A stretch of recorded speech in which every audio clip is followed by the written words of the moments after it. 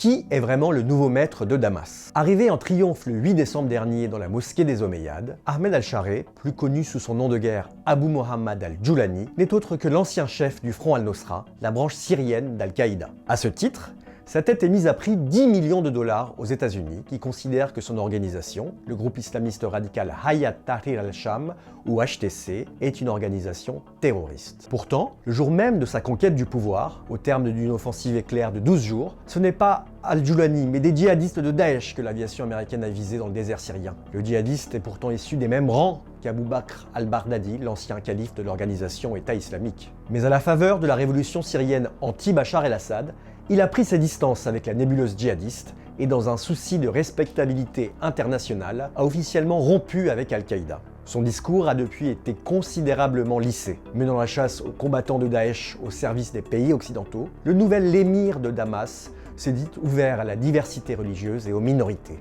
Mais faut-il le croire sur parole, certaines chancelleries occidentales envisagent en tout cas d'ores et déjà de retirer son organisation de la liste des groupes terroristes.